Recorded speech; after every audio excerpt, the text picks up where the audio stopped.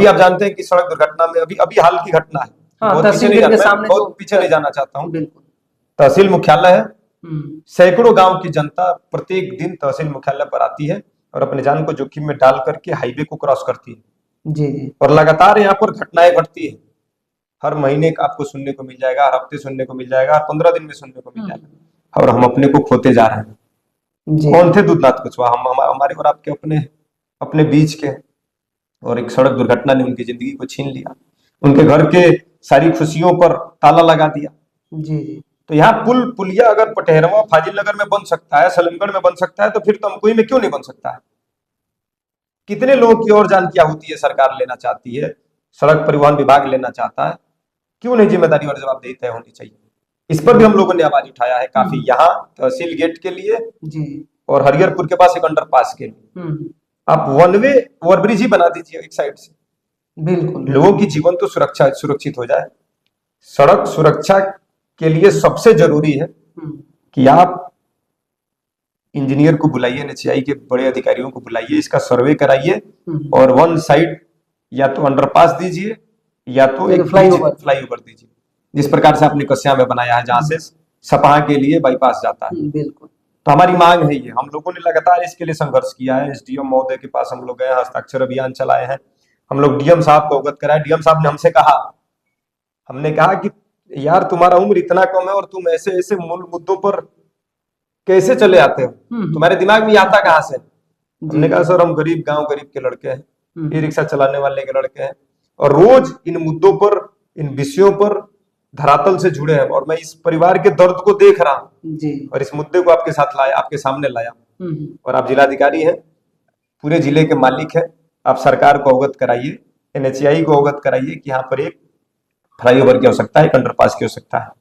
तो उन्होंने आश्वासन दिया है, उन्होंने कहा कि हम एनएचएआई के अधिकारियों के साथ जो बैठक होती है उस बैठक में इस मांग को मैं रखूंगा और पूरी एक टीम बनाऊंगा जिसमें उप जिलाधिकारी महोदय को भी शामिल करूंगा, और तुम्हारी बात में अगर सच्चाई मिली तो मैं अंडरपास भी दूंगा और पुल पुलिया भी दूंगा, फ्लाईओवर भी दूंगा।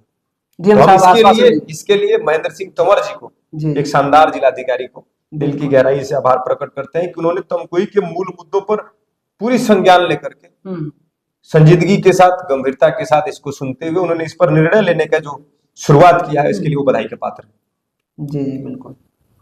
अच्छा अरशद जी, मैं जानना चाहूंगा कि जैसे आप इतने कम उम्र में इतनी ऊंचाइयों तक इतनी सारी उपलब्धियां आपने हासिल कर लिया इतनी कम उम्र में, तो ये कैसे संभव हो पाया सर?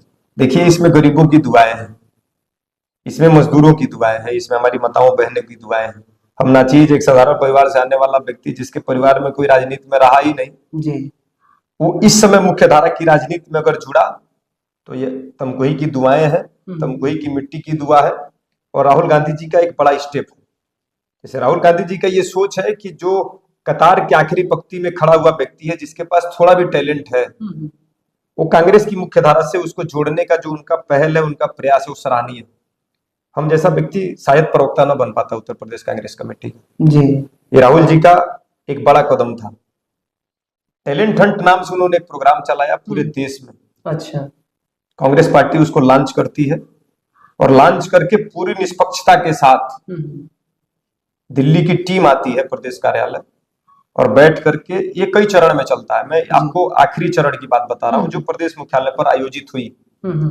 टैलेंट हंट का एक प्रोग्राम आया, फॉर्म आया, हम सबने फिलअप किया, स्टेप वाइज जिले से लेकर के प्रदेश तक जोन वाइज चला ये मामला। फिर 200 लोगों में चयन हुआ कि कितने लोगों को प्रदेश प्रवक्ता बनाना है।